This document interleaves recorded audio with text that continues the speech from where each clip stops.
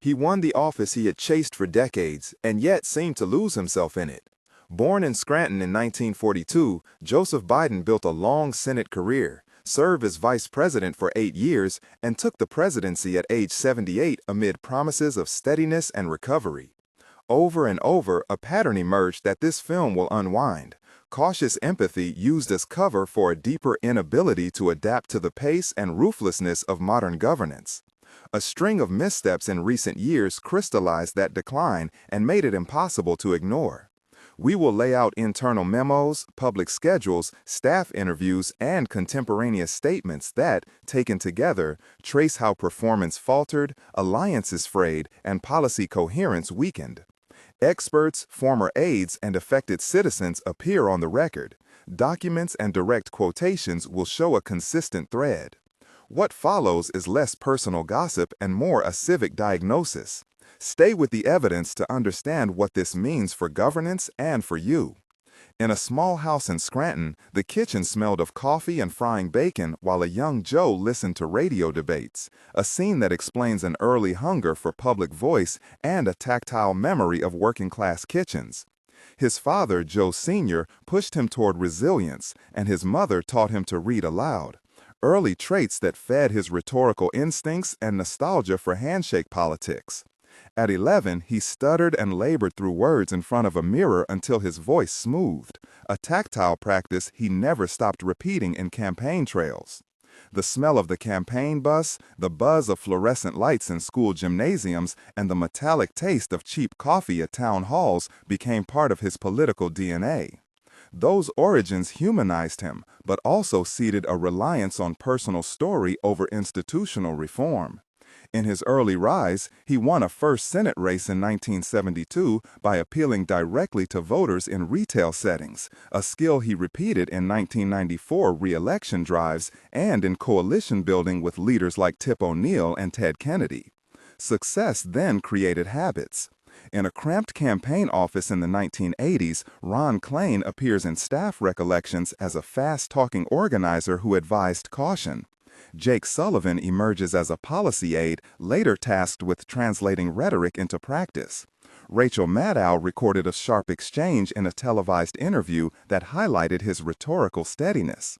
But steadiness became a default that delayed decisive action when new crises required rapid institutional adjustment. The pattern turned tragic during a personal rupture that reshaped his public posture.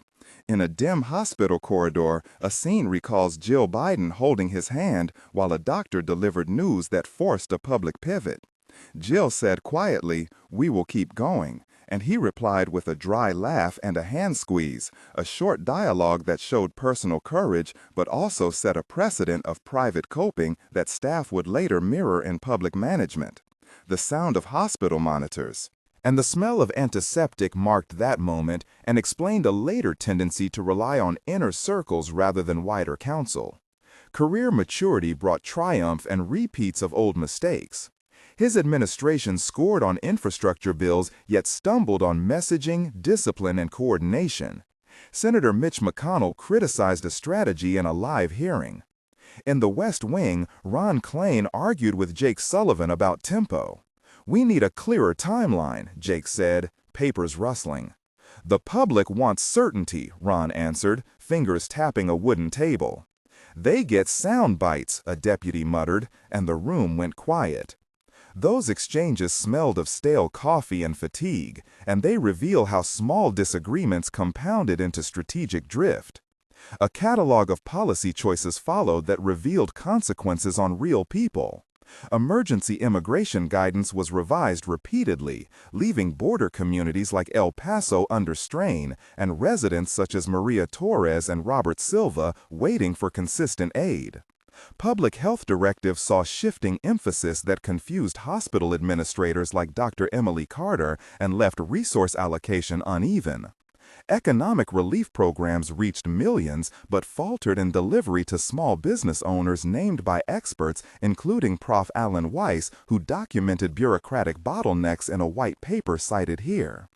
Internal memos and press transcripts show a leader who could empathize on camera, but whose administration often failed to coordinate across agencies, producing delays in approvals, mixed messages about sanctions, and a foreign policy rhythm that allies and critics, including Rachel Maddow and Mitch McConnell, publicly debated. At roughly one-third into this narrative, pause for a moment. With this community, if this analysis already makes you uneasy, you are not alone. Many viewers felt the same shock when reviewing the same evidence. Tell us in the comments which decision by the protagonist of this story shook your trust most. You can start your comment with, "For me it was," or simply name the policy or moment. Your input helps map where concern is greatest and guides which documents we pursue next. The conversation here matters because your perspectives shape which areas we investigate in future episodes. Now back to the evidence. The arrival at the presidency was a high point, followed by a visible decline as the tempo of the office exposed limits of stamina and political capital. Key moments of decision felt delayed or reversible, and those reversals cost credibility abroad and coherence at home. Cabinet meetings sometimes ended with confusion rather than clear directives, while press briefings substituted empathy for concrete timelines. The cumulative effect was not one scandal, but an erosion of capacity. Allies grew impatient, staff turnover rose, and opponents capitalized on inconsistency.